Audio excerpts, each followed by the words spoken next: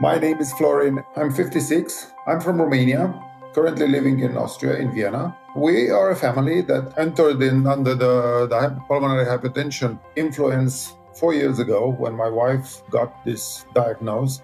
But unfortunately, in Romania, without any hope.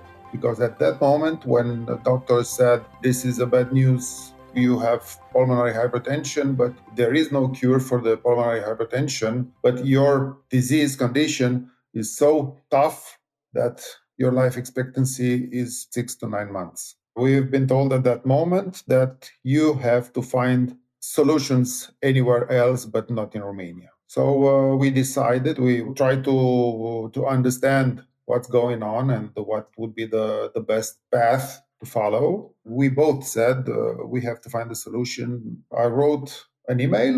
I put all the information in it. I wrote it from my heart. I've searched the internet for all the people, key speakers in the conferences related to PH all over the world. I've sent more than 100 emails waiting for the answers. I got only 3 answers. One was from Canada, one was from Germany, and the third one came from Professor Irene Lang, who's the head of the department in AKH, the public hospital in Vienna.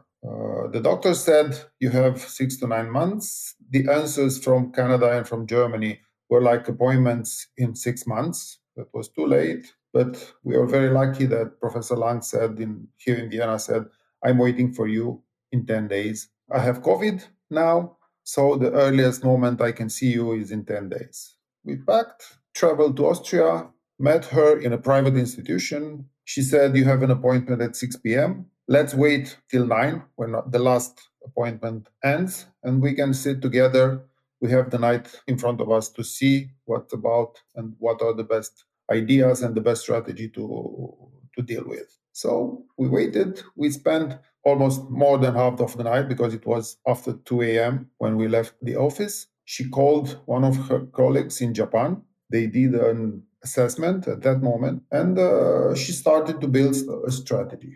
She said, "There is no cure. We can try something to see whether it fits or not with your condition, but I think that the lung transplant will be the only solution for you."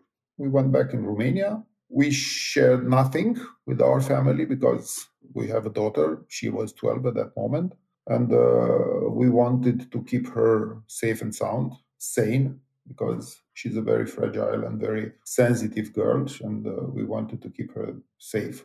And we start our journey with monthly visits to Austria, where the doctors took care of Nicoleta, my wife. They recorded all her parameters, seeing that all are going down or degrading. 1 year later, in 2023, they said somewhere in the summer, "You have 3 months to move to Austria because the transplant is imminent. We have to be prepared in the next 3 months for this." They were able to extend survival with almost a year, but what we had to do was the lung transplant. We packed everything. That was the moment when we told our daughter that we have to move to Vienna, to Austria. She froze, having no idea that what's going to happen with her life. But I think someone up there was not very busy at that moment and took care of everything like magic. We found an apartment. In Vienna, it's quite difficult to find an apartment, especially when you're a first timer. If you've been living here in Vienna, you have the credentials for a landlord to give you an apartment. Otherwise, it's quite impossible. I don't know how and why they trusted us. Probably because we had good jobs in Romania. We said we will keep our employment in Romania. My wife, she's a lawyer. I was a senior manager in a large international corporation. So we got an apartment. After that, we needed a school for our daughter. We found a place. We've been accepted in a private school. The apartment is 600 meters away from the hospital. In a week, we packed everything, rented a truck, and moved to Vienna. Long story short, this is our journey. In December, Nicoleta got the new pair of lungs, and with those lungs, a new life. And now we have, let's say, a normal life under the conditions after lung transplant with the immunosuppressors. But otherwise, she's working as a lawyer. She started exercising. We enjoy life together. No hospitals in Romania have a transplant protocol implemented. They don't have the knowledge how to take care of somebody who went through a transplant.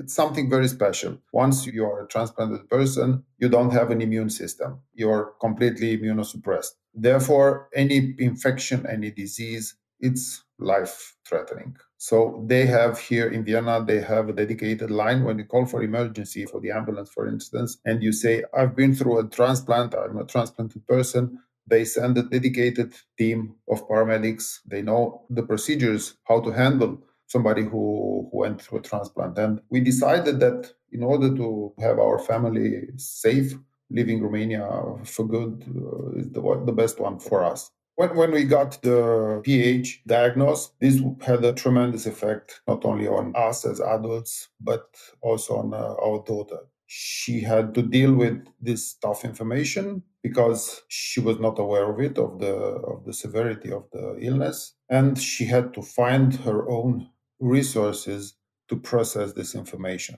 She got also the support of her colleagues, of her teachers, of a very special doctor she met, psychologists who teach her how to deal with such a big issue in life.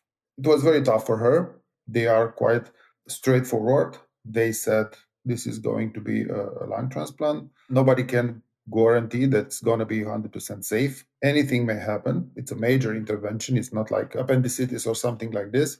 And we were also very lucky that in the school where she is, they made like a team of professors and children take care of her. She was surrounded by a group of friends and teachers who went through this. And it was very special for her because she felt that she's not alone in this. But it was very tough.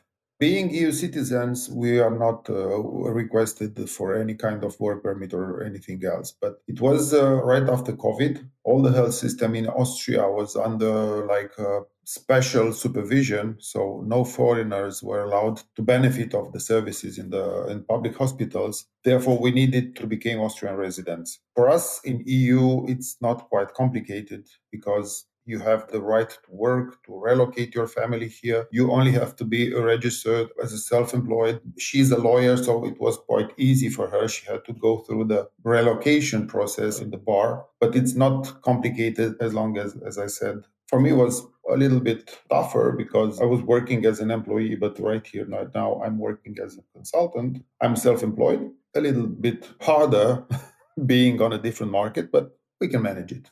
The most important thing is that we are a family. We are still a family. We are all of us. We can enjoy living together.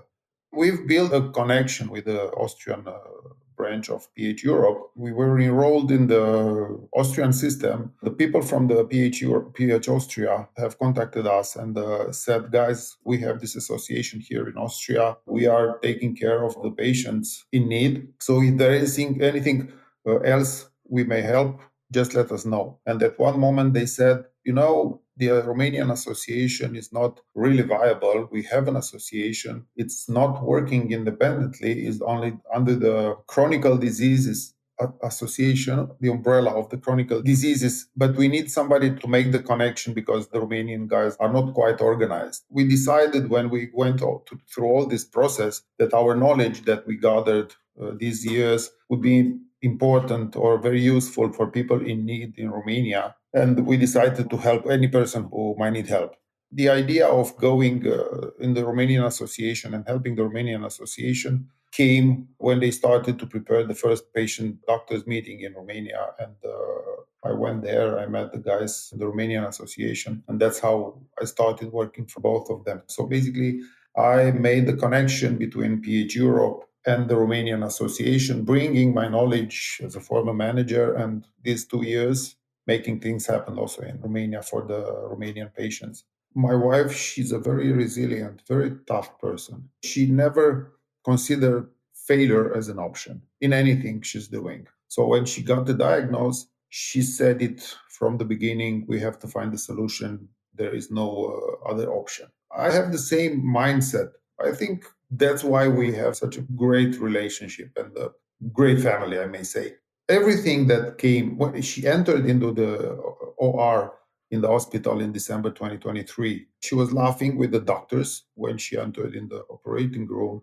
She made jokes with them and she laughed. And after the operation, 8 hours later, when the doctors went out, they said, we have never seen a patient laughing and enjoying the moments, because she knew that after the surgery, she will be a new person. Usually patients are afraid, they're anxious, we have to calm them down, but it was not a case. She had a quite tough recovery. She's been for 24 days in the coma because her recovery after the surgery was quite tough. After that, she started building her strength again every day, every day. She went through a 3 weeks recovery process somewhere in the mountains with physical activities, with mental preparation, with medication management, and so on. But when she came back, she said, I have to go back to the physical status and the mental status I was before. And she achieved it. 1 year later, after the surgery, she started running, she started doing her daily routine in exercises, physical exercises. But everything comes from the mindset. If you have the right mindset, you can go through easily. The most important thing for people in this situation or in this kind of issues, your status, your mental status is very important. And this is something that everybody is supposed to know, and that everybody is supposed to try to achieve it. Be prepared and be sure that the stars will be aligned for you. My name is Florin, and I'm aware that I'm rare.